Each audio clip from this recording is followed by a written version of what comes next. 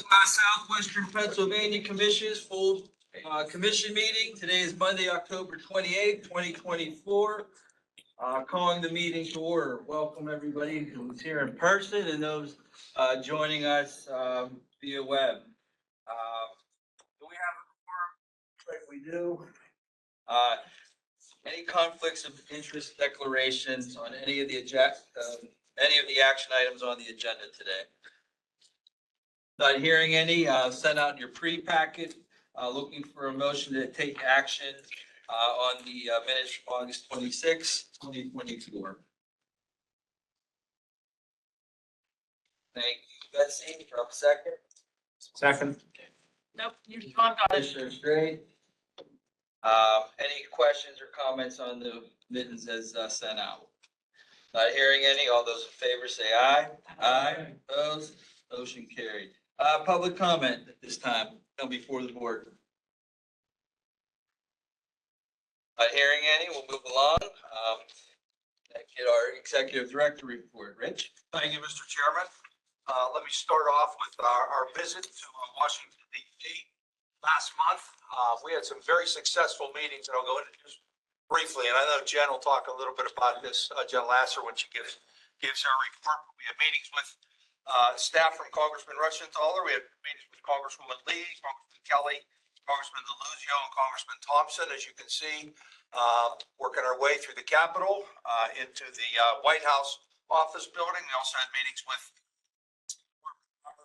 Department of Energy and our USBA. And already I think there's been some success. One of the folks that was with us, and by the way, during this trip, as you can see in the lower left, a whole lot of folks from industry, from universities, philanthropy, nonprofits, et cetera, that are there for obvious reasons for the institutions that they represent. The region got a big win last week when Mean Spring, who went around with us to many of these meetings in Congressman Kelly and many of the other congressmen's meeting room, and were awarded $87 million to build a plant in the airport corridor, 600 jobs, permanent jobs of manufacturing around electrical energy. And then today, Mitsubishi announced that they're going to be adding an $87 million plant, manufacturing 200 jobs for, I believe it is switch gears. So as we've talked about before, around AI, there's going to be a whole lot of interest in construction and things that will be going on. And these are some of the pictures from our beautiful visit to the nation's capital. Next, we went to Harrisburg a few weeks later. Again, we had good meetings. A lot of it focused on the broadband authority stuff and the PA site selection. And Jen's going to go into some of that when we did that. We had the earlier meeting around broadband. Ozzie and Lily went through, how that process is going to play out. We had meetings with Senator Miller, Speaker McClinton, Senator Gebhardt, Representative Metzger, Senator Fontana, Senator Costa, and then with some of the other authorities, Brandon Garson again, we had a good meeting with him and the Broadband Authority, Secretary of the Budget, Mr. Watson, as they work through that process, Executive Secretary, DCED, and Book. And I want to thank Chuck Poling and his team for really organizing a great couple of days. We were there for the Chamber of Commerce dinner. We got to hear Serena Williams, Senator Rubio, and Secretary Granholm as they went through their various processes. Here's some of the pictures of going through all that good stuff. Chairman Fabian and I were taped last week for our region's business, and that's going to show this Sunday for any of you watching the show on Sunday morning. But importantly, as he did a great job, he did wonderful, but they've invited us to do it every quarter. So we're going to do a quarterly visit with various folks, depending on the issues that we're working on, to kind of get the word out to some of the great work that you all are doing in your various counties. We also had, moving on, an AI symposium. AI obviously becoming very, very big. County Executive Ed Murata was here. She presented, Mayor Gainey, a number of folks. It was really a great, Shapiro, Lieutenant Governor Davis were there, and they made a very big announcement that NVIDIA, one of the largest companies in the world, headquartered in Silicon Valley, has decided their very first place they're going to be moving outside of there is here in our region. They signed an MOU with the University of Pittsburgh, Carnegie Mellon University, because of those great institutions, but a lot because of the energy, the natural gas that we have here to build out those data centers is going to be a big competitive advantage for us to deal with. Next, we went down with Rhonda talking to the Washington County boroughs and townships and commissioners in that county, talking about some of the issues they have that we'll be working on, obviously around the TIP and broadband issues along those lines. Then we had a river tour with the Transportation Committee. The Chairman Nielsen, was here along with Secretary Carroll. We've been working on that as Commissioner Fabian with the Allegheny River blocks and dams, working on the funding to try to get that. And we spent a lot of time with those folks. And again, thank you to Chuck and his team for helping to put one of the big victories we had just last week. Mayor Gainey and his team got moving on the Charles Anderson Bridge. That's a huge 20,000 cars a day that go over that connection to the Boulevard of the Allies for people in the eastern suburbs of Allegheny, as well as people from Westmoreland and beyond that work, whether in Oakland or in downtown Pittsburgh, and want to bypass the Parkway. Now that bridge is going to get done, that'll be a big help, and I know the mayor was very happy about that. We also had a couple of rural population laws. The governor and the legislature has put a commission together, a revitalization commission. We had a couple of those listening sessions with Kyle Kopko and his team. Mark Kritz had one down in Greene County. Commissioner McClure and her team were there. And then we had one up in Butler County. I know Commissioner Oshie, Mr. Geyer, Commissioner Boozle were all there, as well as some of the members of the delegation, Senate and House in both places. And it was a very interesting discussion with Slippery Rock University and some of the things that they're doing to try to not only keep their students in the school and increase their enrollment, which is very important for this region, but also keeping them after they get out of school with an internship program. Mark was there talking about working with the industry to try to put sessions in place that do all those things. So those are just some of the highlights that we worked on over the last few weeks. You're going to hear from, as you'll hear from Lily next, and her team, as well as Jen, will go through any of that. So, Mr. Chairman, that's my report. Thank you, Director Gerald. Any questions on any of the slides that are presented? Not hearing any. Oh, sorry, Chris, go ahead. I just like to comment, on your trip to Washington DC. I want to commend, Executive Director Fitzgerald and the team for putting that together. I thought it was very worthwhile. And, in the future, I would encourage that to be an annual event if all possible, because it was very successful, having a chance to meet with members of Congress and senators and things like that. So just for those who weren't there, it is something really that I think is positive for the region. And I just wanted to commend the staff and everyone who put that together. Thank you. I hope we kind of every year. This is the first time for a decade that the local have invited the county to participate. Not just because it was successful. One thing I will say, it's a big place. You do a lot of walking when you go to sales and get place for their company. But it was successful. I think we'll try for next year.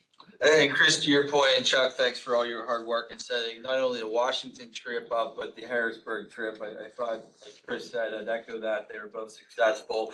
And this is something that we want to make routinely and consistently moving forward into the future. So spring and fall, make sure we're at least in DC once and in Harrisburg twice.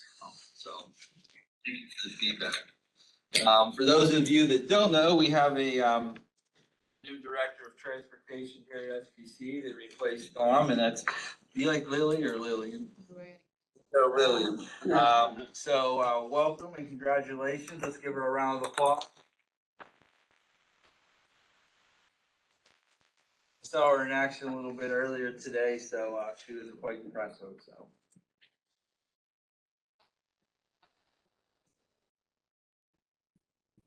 I've been with our for very excited to step in this role. Reach out to me. You already know where to find me. So getting right into it. Going to our current development department. So current TIP administration continued about 2022, and we kicked off our 2025 TIP in the October month. The final federal approval of the 2025 TIP was letter, as well as our federal planning finding on September 27th. And again, in the October TTC meeting, we got those first modifications to the new TIP, and those were processed.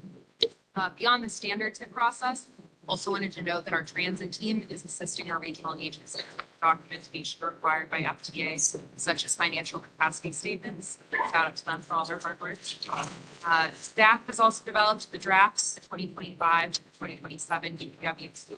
That is now under review and comment by PennDOT and USDOT ahead of the anticipated consideration for adoption in December. So once we get our comments from FHWA and by PennDOT, then we'll bring that to you guys at our next commission meeting. So at the end of August, also want to note that $51 million in funding was announced from the PennDOT multimodal transportation to support 66 transportation projects across 32 counties in PA. This included 15 projects in the SPC region. This funding is allocated towards highway, bridge, aviation, ports, and bike and pedestrian initiatives. PennDOT is currently accepting applications for multimodal transportation fund until 4 p.m. on November 6th. So get those in if you have. All right. Keep going. They're having a hard time hearing online, so we're trying to fix the volume for them. Should I speak up Yeah, or? maybe like lean in a little bit more to the mic. Lean in. To our operations safety department, our staff is finishing out the last project from cycle 4 of the regional traffic signal program. We're currently working on completing cycle 5 agreements with PennDOT District 10 and District 12. The District 11 agreement has been executed. Our ops and safety manager is working on the on-call work order for the RSA program. We have 2 confirmed locations for 2024, 2025. One in District 12 in Westmoreland County and one in District 10 in Butler County. Crash Responder Safety Week is November 18th through the 22nd.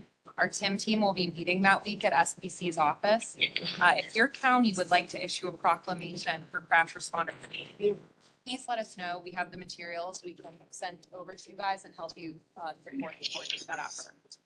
We're also scheduling local technical assistance trainings for winter of 2024 and spring of 2025.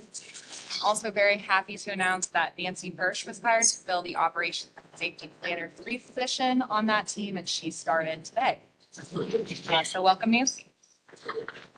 Next slide. For transit, our transit team continues to work on the Human Services Coordinated Plan update.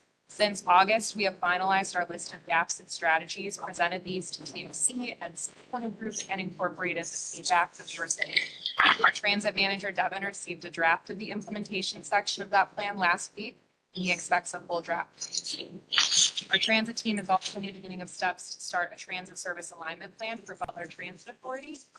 Many of our transit agencies are wondering if route locations, level of service are still relevant in this post-COVID world. So staff will be studying the surrounding demographics and transit propensity and offering strategies for boosting Butler Transit. Our staff are also assisting Mid-Mon Valley Transit with their new fare box and fare payment procurement, which means that we are one step closer to every agency supporting tap to pay credit card. Great. Our staff also sat on the steering committee and provided guidance for PRT's bus line redesigns. We want to congratulate them on that release of their proposal. Check it out if you're not already. And congratulations are also due to Westmoreland Transit for successfully negotiating a new labor agreement with their operators and mechanics. So congrats to them. And then moving into transportation demand management, our active transportation plan is continuing to be worked on. The first steering committee meeting was held in October. The complete streets policy will be presented on in a few moments by our active transportation coordinator, Leanne. We will be recommending that to the commission for adoption. We are continuing to develop the TDM marketing plan. TDM works with Market Space Agency. I'm not sure if anyone else has gotten targeted ads on their social media, but it definitely has found me. So see that that's working. We also celebrated TDM week, which was September 16th through 20th. And many of our counties issued proclamations. You can see there, our TDM manager, Anthony, Julia, and Donna. And then also wanted to note that we are working with Enterprise to add 2 additional manholes to the metro programs. Oh, so that is all of our updates. Are there any questions? Yeah, I do just, it's not so much a question, maybe as a comment. So around the PRT bus line redesign, we have gotten a lot of concerns. I mean, I understand it's just a draft, this is a process, it's gonna take, no one would take feedback. Gotten a lot of concerns, like right out of the gate. With, you know, and I'm working with PRT on the ones that least affect my district and around the city. But the biggest one, and would be nice if somehow SPC could support in this, is that with the PPS change up on the buildings and whatnot, with now that we're gonna have these middle schools that we didn't have before, and these kids are gonna be riding the bus, right? If you wanna create new transit riders in the future out of today's 11, 12, 13-year-olds, you have to have 1-seat rides through the districts to get the kids to those middle schools. So the big ask at this point is if PRT would sort of slow this down and wait until PPS is ready with its proposal so that these two like drastic changes in the city of Pittsburgh can be aligned with each other, right? Is there a date that PPS expects that to be done? I mean, Sorry to open that can of worms. to look into that, but just to make sure that those, and I know that they are talking to PPS, it's not that they're not, but just to, you know, I don't think, I mean, these are 2 drastic changes, and they're gonna be long-term changes, right? That are gonna be like changes to Pittsburgh that'll, for the next 10, maybe 20 years, right? So happening at the same time. For that. Other questions, comments? All right, well, moving along, thank you, Lily, and best wishes, and we will all here. Moving along, agenda item 6, report from, on transportation performance management. Chuck?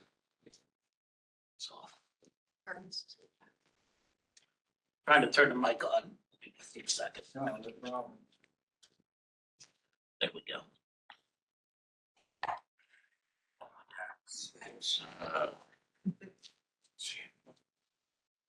Okay. Congestion mitigation there. FHWA requires reports to the state and to FHWA every 2 years, run targets and performance for 3 measures. Reporting is done in a 4-year schedule. The baseline condition was every 2 years. Target setting every 4 years. 2-year performance progress. Options to adjust targets in 2 years. And a 4-year final conditions.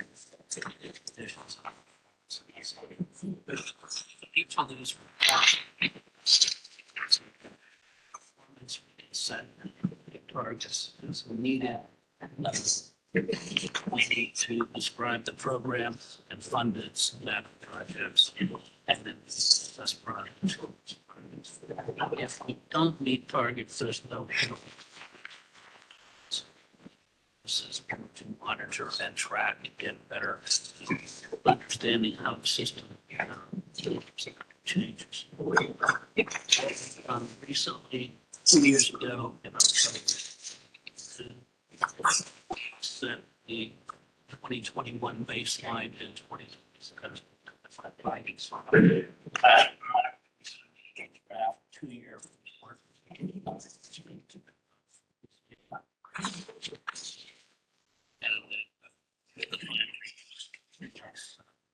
SBC endorsement and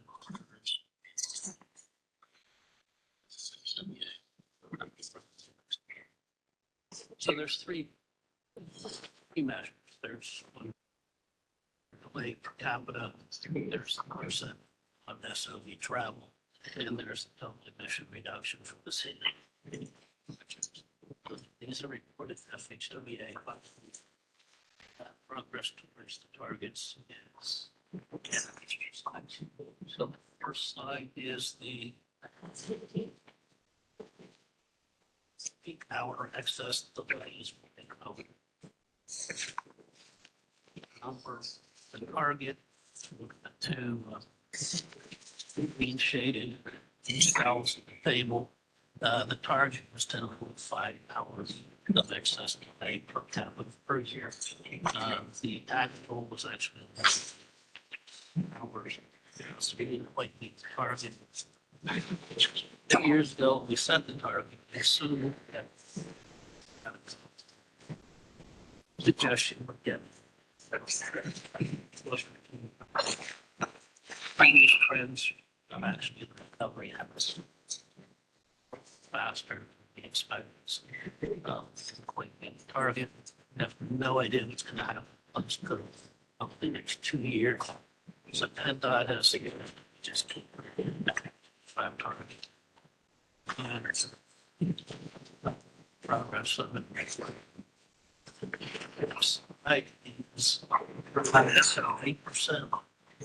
And our target for 2023 is the green cell, 27%. The actual was 30.8%. So we did meet first. Most of that over the target is because of work from home. So there's quite a bit of work from home in the system. We'll come back down eventually. When so in the target at least the pair set. And the final one, see that emissions are based on program to CMAP projects that receive funding over the next past 2 years. And then the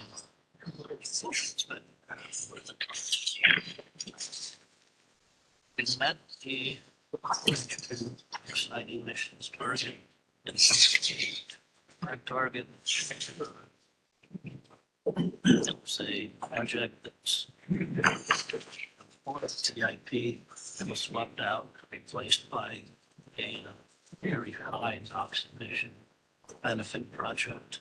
But the project that was swapped out cost us to not take the BMC emissions over the targets. So programming changes did affect the target.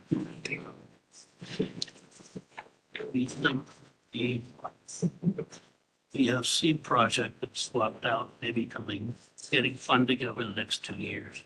So we may still meet the 2020. No targets for PM10 and carbon monoxide. That's we don't have any projects. To emissions. That is. And questions?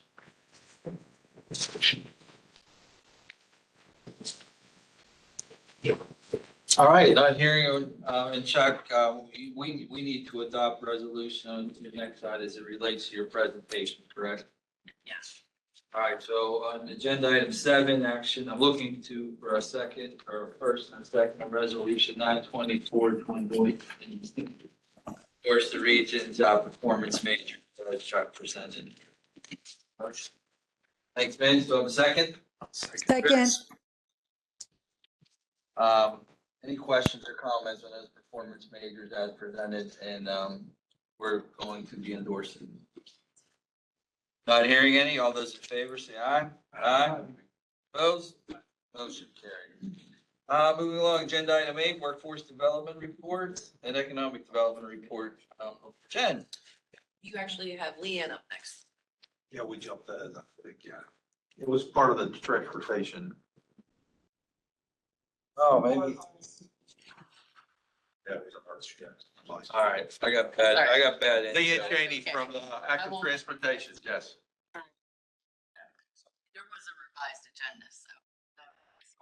But at any rate. Mr. Chairman, I start the Fleet Streets policy report, just a brief background. Definition of what Fleet Streets is. And I stated there was some urgency signing building documents. Equitable content sense. Janitor to prioritize safety, comfort, and connectivity to destinations for everyone. Street network. The important thing that we're going to is, first, let me say the concept gained significant momentum in the 2000s with organizations like Smart Growth America and the National Concrete Streets Coalition advocating for policies and design documents. to prioritize these Wall Street users, not just buyers.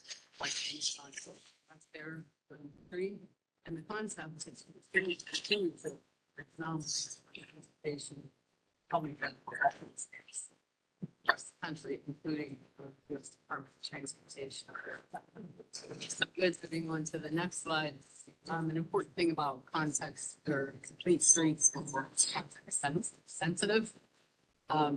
It doesn't mean putting bike lanes sidewalk on the street or corridor. And the image there is from the PennDOT sign in for 2 sets changes or characteristics, terminologies they use. And the complete street will look different in rural areas or towns or even if you use complete streets and curves, it's going to be different based on that language there. And also like hierarchy of road network. It could be things like in the rural area, it might be lighting, so And in urban core, it may be voting lately. something to say. And then moving on to the definitions. I swear. To how complete streets are implemented.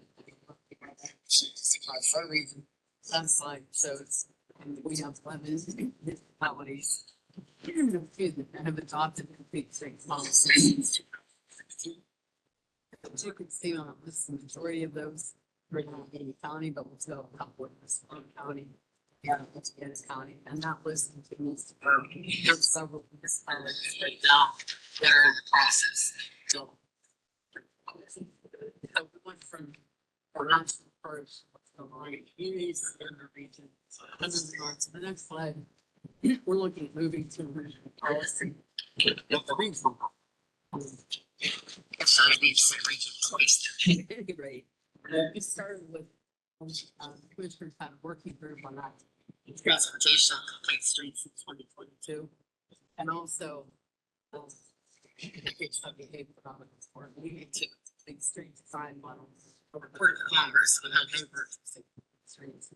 I'm not like saying some policies and practices to embrace that approach.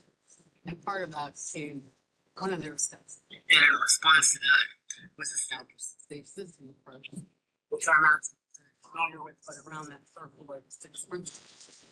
For the safe system approach, you know, within the circle, there's not 5 safe system. Like, and complete streets, strategy. So that all fits together, ties together.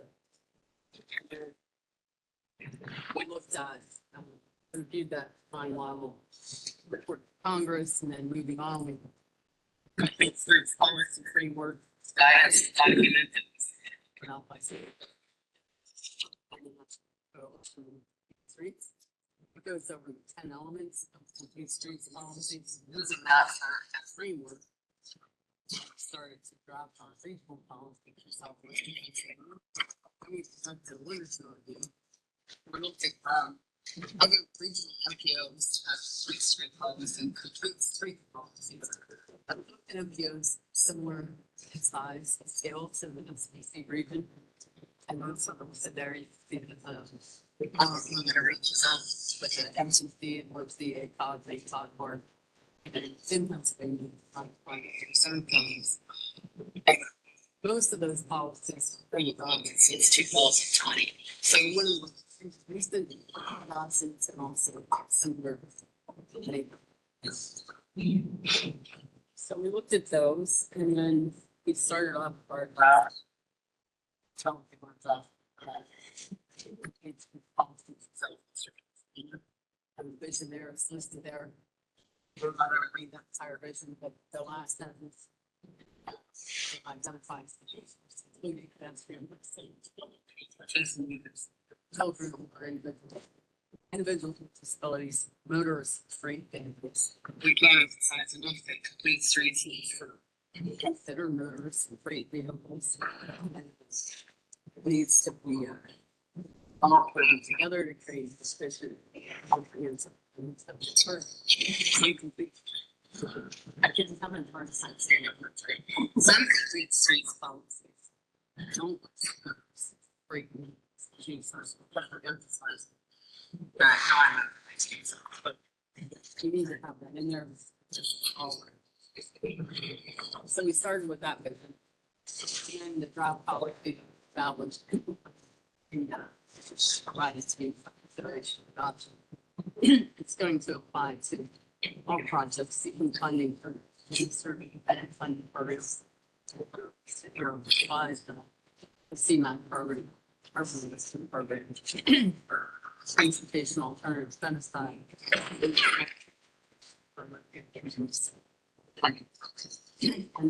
that's an important thing there. It's all aspects, all paid for projects. But the key thing is that it's projects changed in the right way. So they are applying for funding, one of those programs.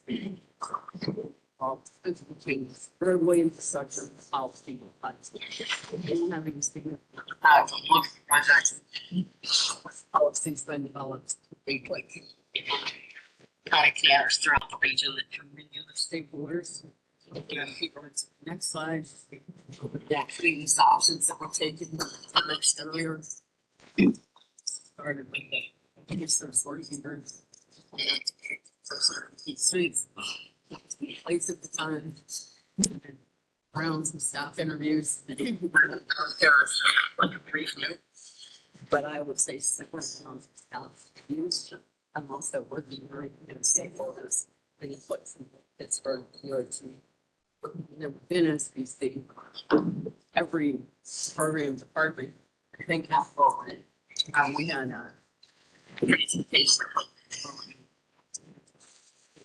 Transit to Basic conditions. went through many rounds. Started thinking about what version was this. It's two. I think we got up to 8A before we finally got to the final draft. That we felt comfortable taking to the regional policy advisory committee. Which we did in April. We presented it there, gave opportunities to people. That's why we got to draft 8A, after we got those comments revised. And then brought it back to that committee for two. At that time, the regional policy advisory. recommended for adoption. So we're here today. Bring that before you, and that includes my report there, Mr. Chair. Thank you, Leanne. And does anybody have any questions for Leanne? Jack, yeah, Jack, Question down here. you do have a question. Yeah. I shall shout. Oh, way down there. Way to the mics. Okay, great. Overshoot. Okay. I shall wait.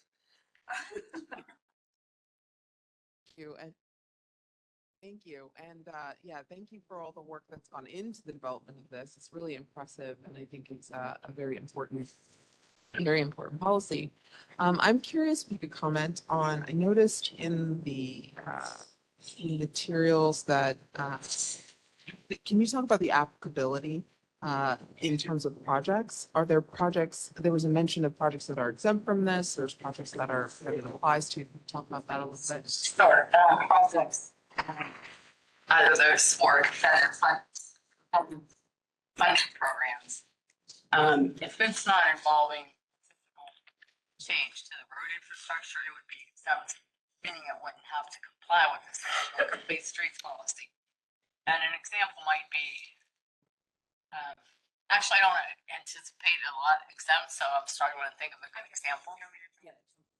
Couple examples, maybe like we funded, projects for the Port of Pittsburgh, like doing actual infrastructure, or like if we funded bicycle walkers for PRT or something that doesn't take place on a roadway, so therefore there's no way to really incorporate it, but any project that would take place through our competitive programs on a roadway, physical asset.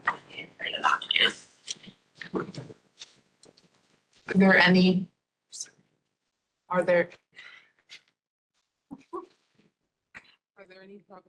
projects that don't go through competitive programs?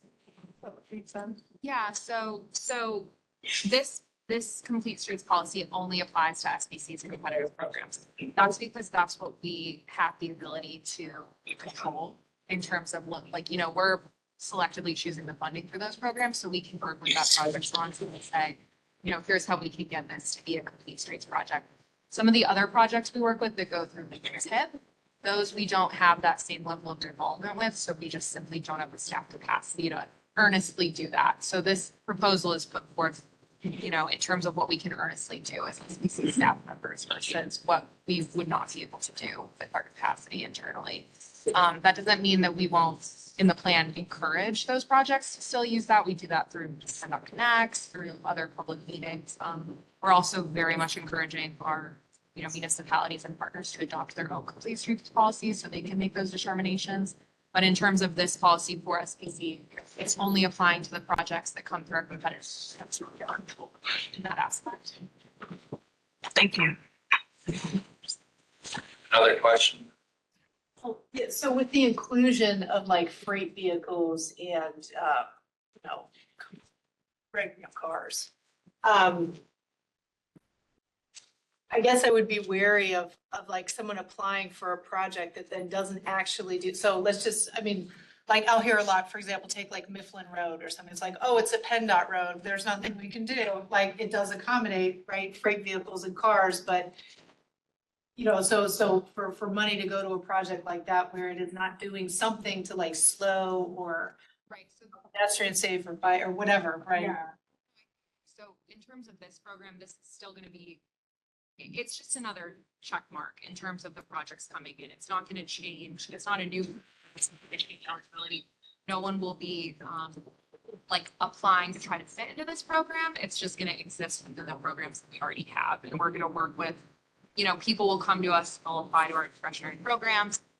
They apply all at once, and then we determine whether they fall into CPA or carbon reduction. So at that point, we would work with them to make sure that they're looking at it from a complete streets approach. So it's more like us trying to encourage that sentence during that process. And I would, That makes sense. it does. And I would also add, I would also add that the current project selection criteria that's already been developed for these programs inherently already embraces these policies. So it's really nice. It's changed. Yeah, it's more just trying to say we're embracing this Idea and we're trying to put it through where we can. But yeah, like most of those programs, we already have, it's ultimately just gonna be a change because right now we have, it doesn't apply to like our active transportation policy, and now it's gonna be stop programs. So it's just kind of editing and working with the right system. Thank you. I think the councilwoman took a lot of my question. Thank you for that too, by the way. So this is just so I'm clear, this is part of the scoring that goes into that combined application. It's going further than that because we're saying every project needs to do this, like regardless of that, but it will also be a part of the scoring. So that there's a follow-up question. It's sort of to the councilwoman's point here. Given that motor vehicles by default are the predominant user of a roadway, how, and I recognize how you all have been reporting this project still, how does this not weaken, let's say, an active transportation project? It's a reconfiguration of a street in Coriopolis or whatever, versus something else happening. Because I do have a worry about eroding. This was more about vulnerable than anything else, right? So motorists, myself included, large vehicle operators are not. So how does that factor into this, and what other MPOs have included that in their policy? Yeah, sorry. So, this is not, I would say it's absolutely not eroding it because it's actually saying we need to look at all of these projects. So these projects are already coming in and we're looking at them, through the lens of the existing criteria we have that are in our guidance document. But now we're saying they need to consider any ones that we're not considering before. So, that would be more like, are there other users on this roadway that we see that you're not accommodating? Add that into the project scope. So, if we go and look at the corridor and there's people walking along the side of the highway and there's some pedestrian facilities or bike facilities have to be incorporated that in the project scope. So I would argue that it's, not hard to, but I would say that it's actually trying to, help other users, in that project is projects. In terms of other MPOs, I would, it's actually done your research. Yeah, I would say, our policies very similar. Everyone pretty much follows those elements that are laid out. The resource that we use, the framework for developing complete streets policy. So I think they're very similar. I've reviewed all of those policies in great detail and didn't see anything significantly different than ours. Some had exception policies, which chose not to do that, or of the belief that if your project is not exempt, it will include some elements to accommodate. Like I said earlier, we're talking about context sensitivity. That element, it could be a minor shift, it could be a sidewalk. It doesn't have to mean, it doesn't mean every road has sidewalks on both sides. It's going to be context. On a lot of cases, I often think of Indiana County with the homeless population. In many cases, our roadway needs a light to accommodate a variety of users. Are you asking, sorry, are you asking about whether projects that are outside of SPC's scope of it? Yeah. Okay. CMAG has been used for other things. If this gets to a point where it's going into formula funding, great. That's maybe more a long-range plan thing than a tip. But let's take Penn Avenue through the East End. Mathematically, there are far more motor vehicles. You literally take your life by Penn Avenue from East Liberty Park. So, I'm just concerned about where you have in environments that are urban, and that is also near Justice 40 communities that, just by virtue of math, nothing is done to that road if it gets CMAQ funding to help with slowing down traffic, to help with widening sidewalks. Doesn't necessarily have anything to do with length widths itself. Like the assessment there as you're going through that process. And that is a state road. So that's I'm not concerned so much about farmland, exurbs. I get that, but in urban environments, especially where you have high percentages of 0 to 1 car households.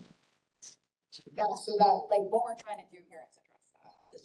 It's basically saying, someone applies for CMAQ funding, they're gonna, be changing to a roadway. If there's anything we can do there to make it safer for everyone who uses that roadway, then let's do it. And that's what we're seeking to do.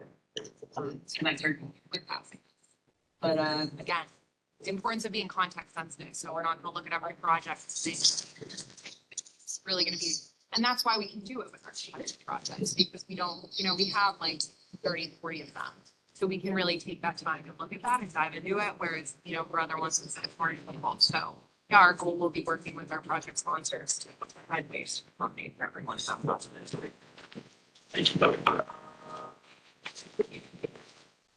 Any other questions? I think those were all great questions, so thank each and every one of you for those questions. So the next on our agenda, now that I got the proper agenda in front of me, agenda item number 8 is for looking for action to adopt resolution 1024 for this complete streets policy for SPC. And again, this is for SPC and those competitive programs that they're reviewing. So looking for a motion and a second for discussion. So moved. Thank you. Any further discussions or questions?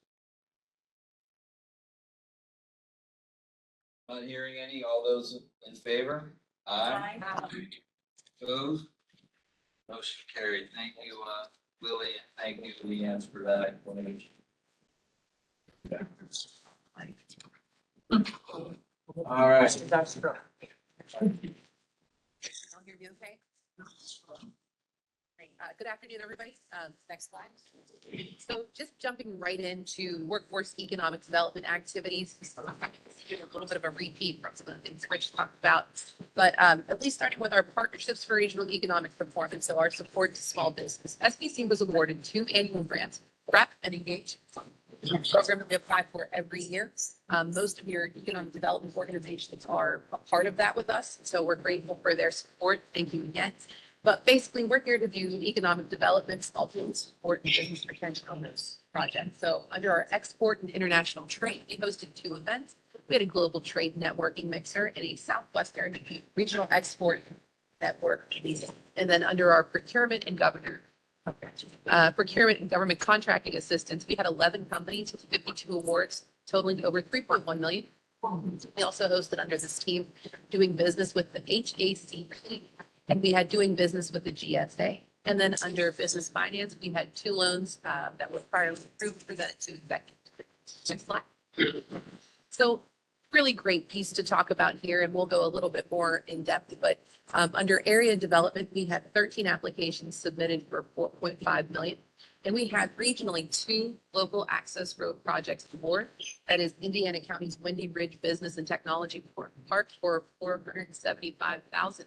And Fayette County's Fayette County Career and Technical Institute Phase 1A Health Science Work for local access road. That was 558,000. So this is super important. We only have $5 million up for grabs under the local access road.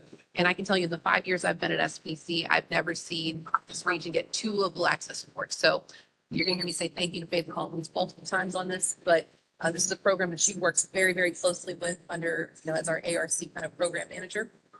We also did a Greene County grant overview, and this is something that I want to offer to the rest of you.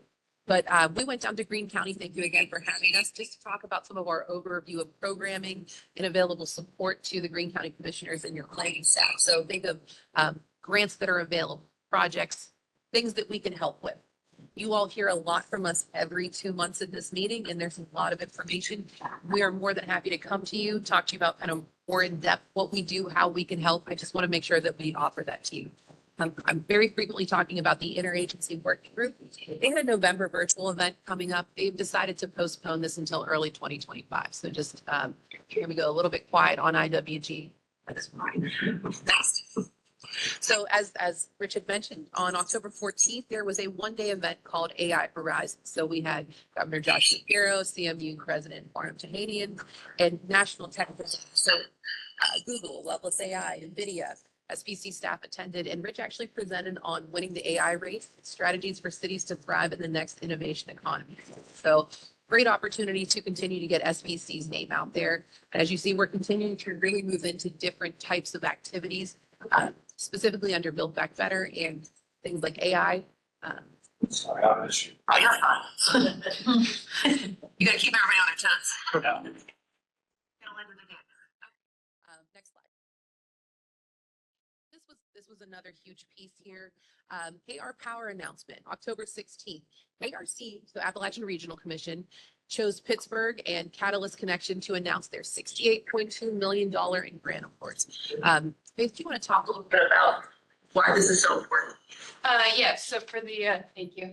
So power is ARC's biggest funding stream. Last PA won the most awards, and SPC's region won the most awards out of PA, making us the winningest local development district. Number 1 out of 74, not that anyone's counting. So that was last year, and then it happened again this year. So PA won 20 awards, 8 of those, including 1 to Greene County Commissioners, which I am here to help with not only getting these grants start to finish funded, but I can also help with the grant administration, which I've done already with Greene County. Another example was Pittsburgh Robotics Network. They're doing a robotics leadership academy. Catalyst Connection, already mentioned, St. Vincent Jewish Healthcare Foundation. Those are just some examples. Out of the 20 that were awarded to PA this year, 8 were from Southwestern PA. So, you know, I have no humility about this. So we had the federal co-chair, Gail Manchin. She is the lovely lady in between me and Jen right there. We did a site tour of the Trade Institute of Pittsburgh, of Catalyst. And then we also, what was the third one? Community Kitchen. Community Kitchen in Pittsburgh. So previous power winners, they made Pittsburgh look excellent, which is always a good thing. Again, not that I'm competitive. All good stuff. So this was a very good day. This was a very big day. We're very proud of the work that's being done in Southwestern PA.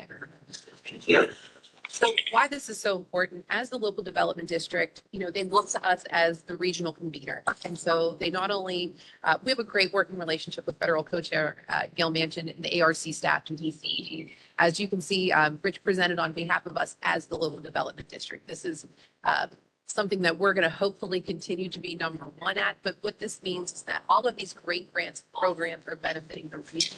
So there is going to be another kind of power round that's going to go in springtime. If you have any questions about anything ARC grant related, talk to Faith, talk to myself, and we'll make sure we kind of handle through the whole process, but we're here to support. So that's. So again, rural population discussion, as you saw this a few slides ago, but on October 19th in Greene County and Butler County, we were there. So they chose SPC as the local development district again. They see us as the conveners, and I'm so grateful that they continue to see us as that. So we were able to have great discussions centered around projected data. So one thing that stuck out to me was that in order for us to even be at a 0%, each female in the state of Pennsylvania needs to have 2.1 kids.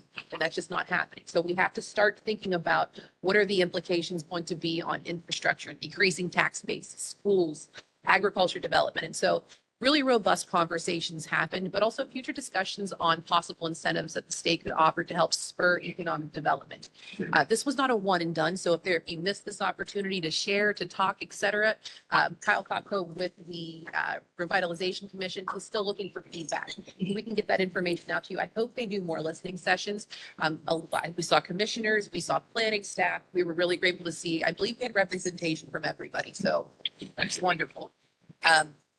We just happened to be the one LDD that had 2 in one day. So in the morning was green, and then we drove all the way up north to Slippery Rock for the afternoon.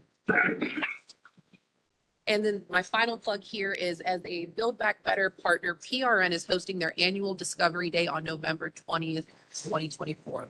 So please join them at the David L. Lawrence Convention Center. It's a free and open event that's going to showcase cutting edge robotics, automation, and artificial intelligence solutions that are driving innovation across multiple industries. So this is a big day for us from a Build Back Better perspective. But when I tell you that this is just such an opportunity, it's going to feature over 130 exhibitors. They're going to have demonstrations on groundbreaking technology, but also they're going to have a little job fair. They're going to have ways for people to learn more about emerging career opportunities. So whether it's you're simply curious about robots, you're going to see quite a few, or you truly want to go and connect with somebody, this event has something for everyone. Myself and my team had the pleasure of volunteering last year, and we're going to do the same thing again. We had over 4,000 attendees. And so if you want to, please register at robopittsburgh.org. That's ROBOPGH.org. And pop in, even if you can 5-10 minutes, it's worth coming in. There was just a tremendous day. So ran through that very quickly because I want to get to PA sites.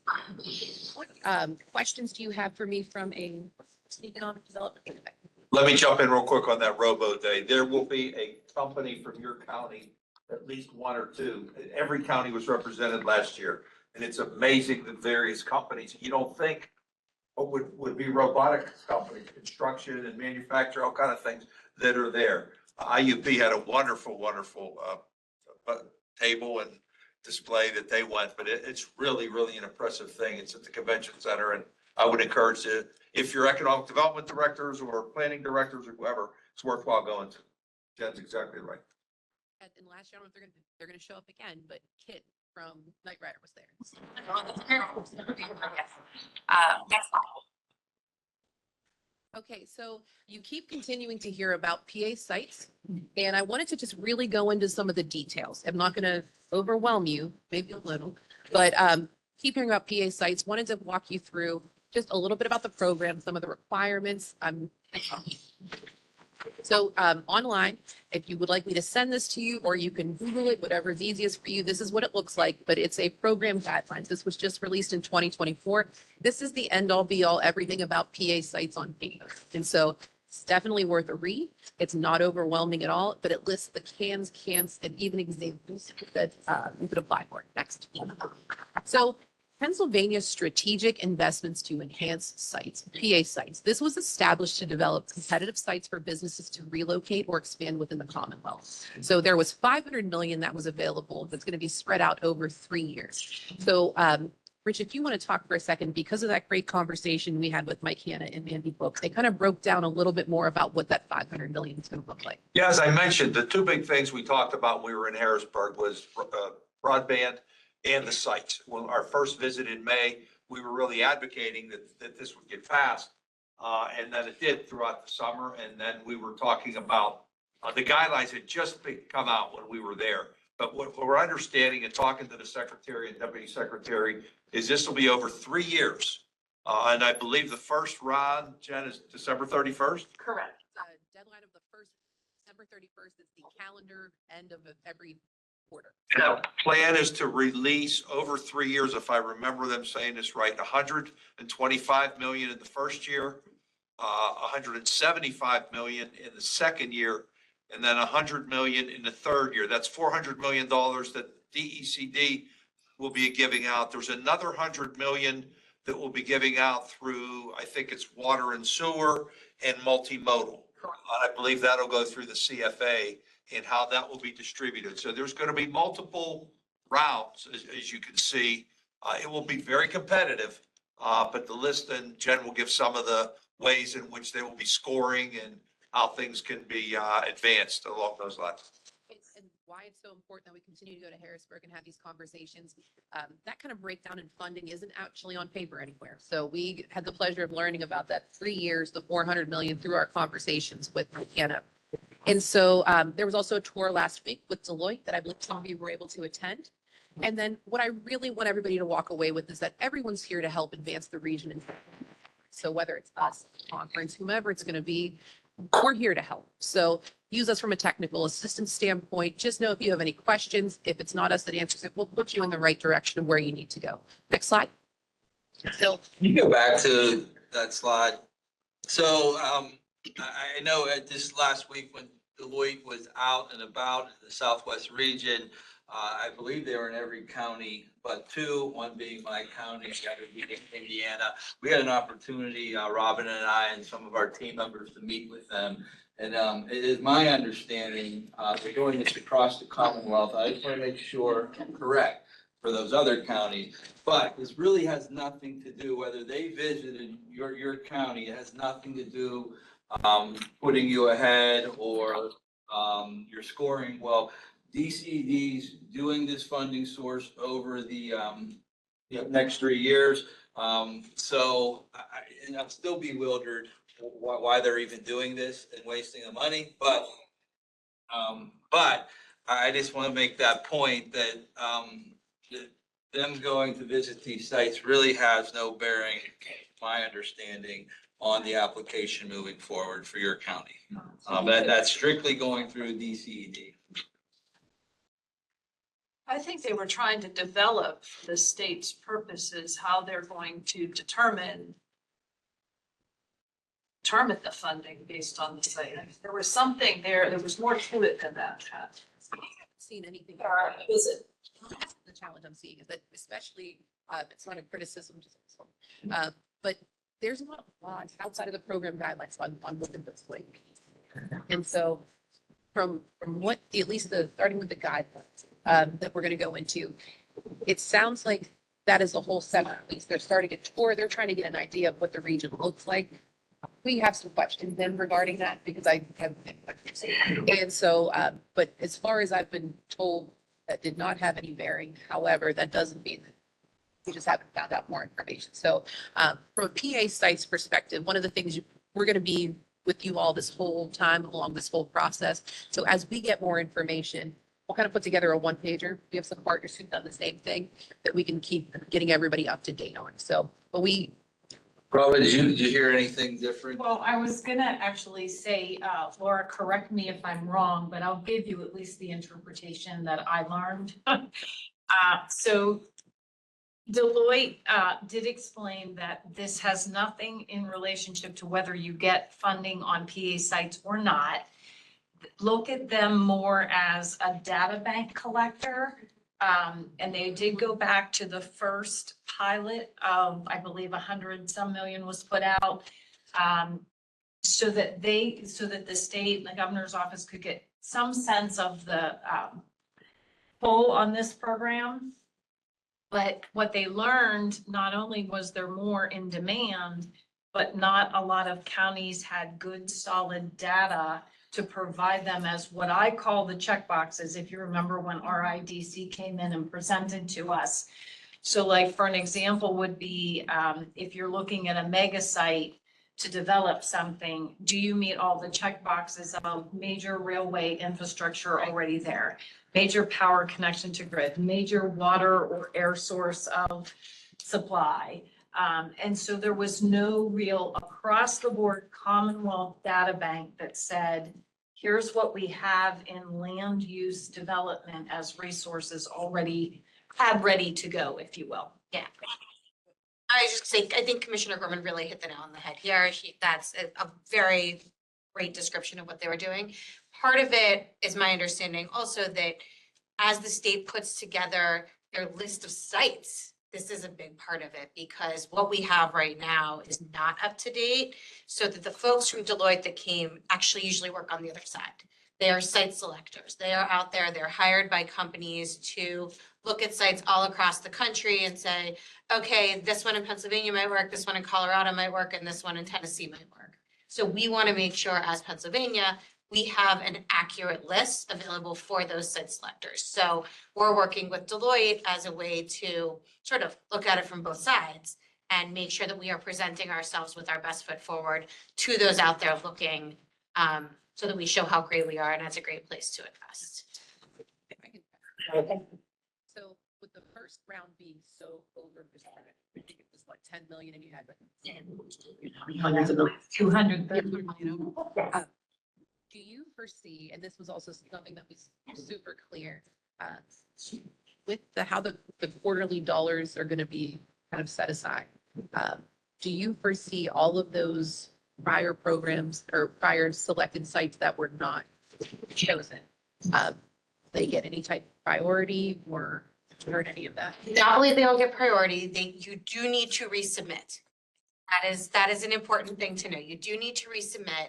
I think because it will be evaluated quarterly, and we have 125 million for this first year, do not expect that all 125 million comes out in the first quarter. There will be, my understanding, and this is somewhat still, building the plane while flying it in some capacity. My understanding is that there could be a hard no, like your project just does not work here, but there also could be an opportunity, say, okay, here's a few things you might want to tweak in your application. So there will be potentially opportunities for feedback as well. Personally, they visited us in Green County and you have to understand, they're looking at your site. The two folks that came to our meeting were from Denver, Colorado and Richmond, Virginia, and they're Googling. So they really don't know your site at all. I mean, that was a lot of stuff we presented, when they first started speaking, I thought was pretty negative. You don't have this and that. Well, yes, we do. You just, and they explained, we're looking on our computers and that's what we're going by. So they learned a lot by coming to, our site and stuff that they, aren't going to see when they Google Earth. They found out. So I think it is, for everybody, it is important because you need to share what they don't know. And found out, I thought that they didn't know a lot. Now, on the flip side, we didn't know a lot either. There was a lot of things that they presented to us that was talked about, Robin, and I think down at the other end. But there were things that we absolutely didn't know, but I thought it was very important. And we got to share a lot of information that they couldn't find when they were just looking on a site search stuff. So That's perfect, because I think this is, as we continue to talk about this, it just goes to the point that, if you all can, we started compiling some lists early on back, because we wanted to be ready in advance for this. I think this is one of those situations where you have to continue to stay ready. You have to be ready to show that site, to talk about your site, talk about what makes your area special.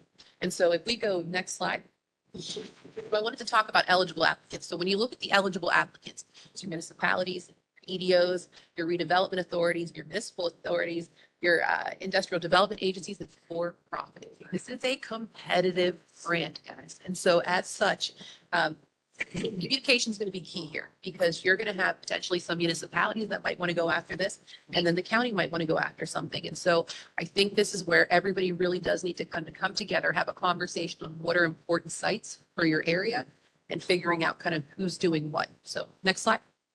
So application requirements. Again, I will put out the link to these, the lovely overview of program guidelines for everybody, but you need to read these because the devil is in the details, and there's a lot of details. It's not hard to follow, but it's important to understand. So again, application requirements, matching funds. It's competitively evaluated. You're gonna have to demonstrate site control. There is a job creation and capital investment component to this.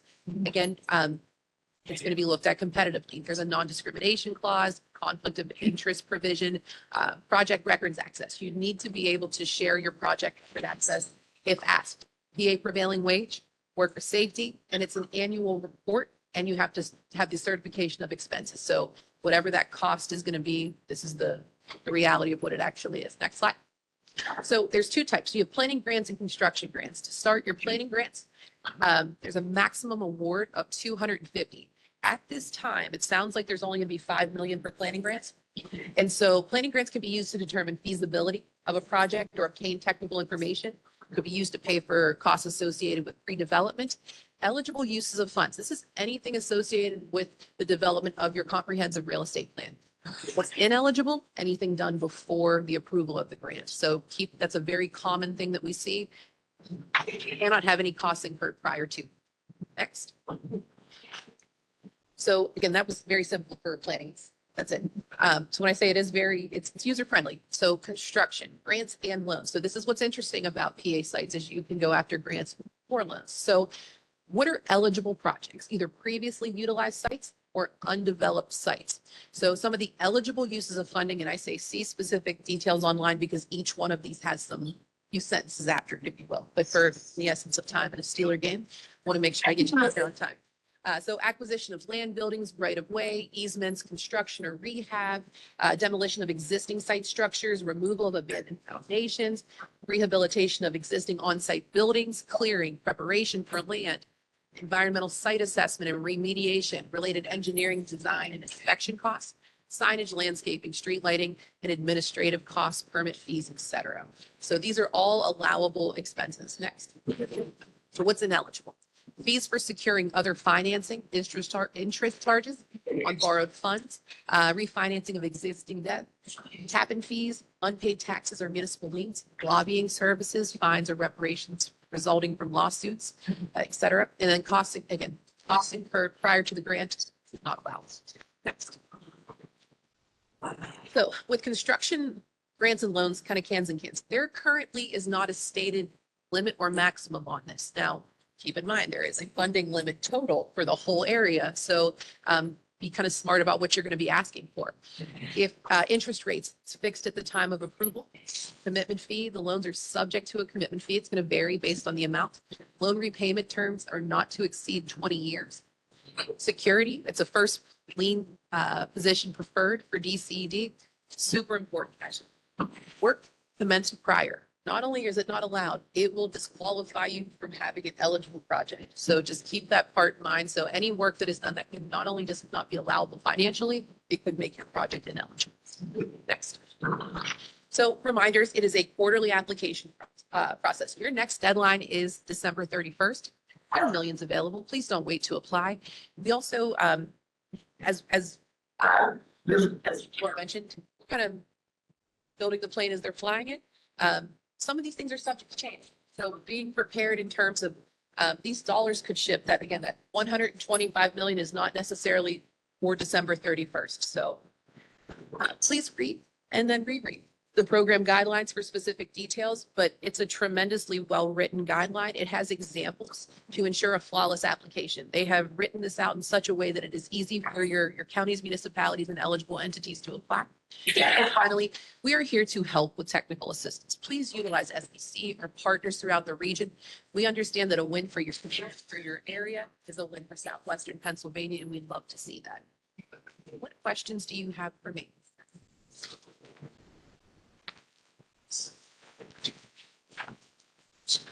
Sharing none.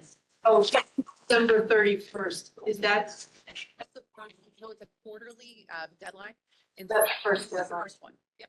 So you figure you're looking at December 31st, March 31st, June 30th. December 30th. Yes. Okay. Question from Jonna? Looks like. Yeah, Jen, I just wanted to jump in here. 2 items. We are getting an awful lot of calls about the program. One thing to remember is that we cannot do new vertical construction with this program. We've had several calls from folks in various counties about new vertical construction. The law does not allow that. Secondly, every one of your counties has been notified specifically by my office. So, in addition to the other information that has gone out, I've been personally talking to, most of your planning and economic development folks, and a lot of folks are interested. So we are doing a lot of technical support for folks. And then since we're on the topic, I also want to remind everybody that in addition to PA sites, the brand new mixed use program is open until December 6th. And certainly anybody with their economic development teams or planning teams that wants to talk about the new mixed use program, this is a new $10 million pilot named after the sites pilot that we did last year, geared more toward mixed use development that includes housing. So that is open right now too. And we really want people to apply for that in the hopes that it helps us build the case for more housing investment moving forward in the same way you all helped us build the case for support for the sites program. So I just wanted to jump in there real quick. Jonna, did you want to also share about the housing survey? Is that still open? Yes, as you all know, and Laura can weigh in here as well, the governor has issued an executive order tasking DCED and various other agencies to take a deep dive look into the housing situation across the Commonwealth. As part of that effort, there is a website online. I don't have the address off the top of my head, but we can get it to folks. There is a survey link on that website, and we would like as many people as possible to take the survey because we want to have opinions from across the Commonwealth and certainly from every county in the Commonwealth.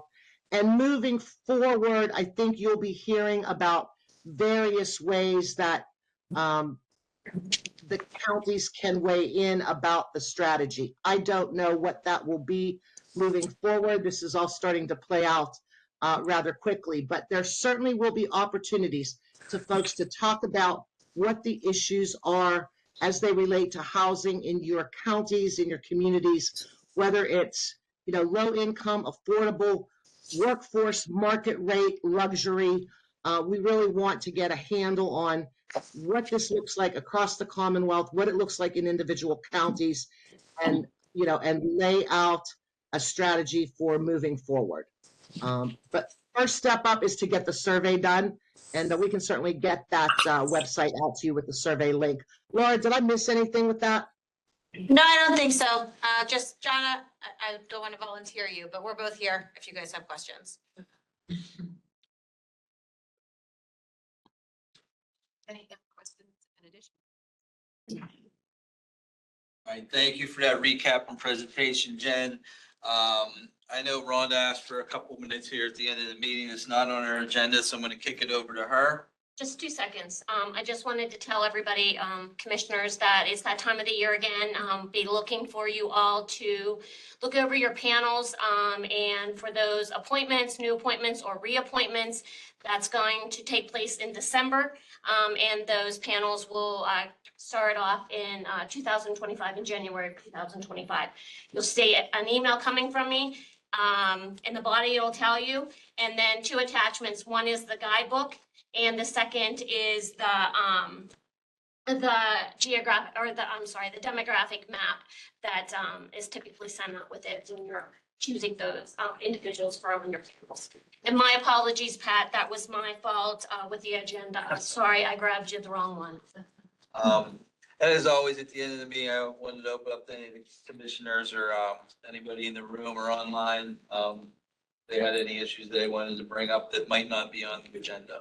Let me just add one thing. I think for all the meetings you heard, we're here to help you. So whether it's Jen and Faith on ARC or loans, whatever it might be, Ozzy and Lily on the broadband stuff and contacting your ISPs, or Leanne and Lily, we're here to help. So on all these different things, whether it be the grants, whether it be the site selection, whether it be broadband, we want to be your resource to be able to do that. So just want to reiterate that. All right, not hearing anything. Just wanted to remind everybody, our next meeting on the TV will be December 16th at 4 o'clock. Sorry, we ran a little bit over tonight or this afternoon, but a lot of good information. So looking for a motion to adjourn? Sure. All right, all those in favor? Aye. Thank you, everyone. Go forward.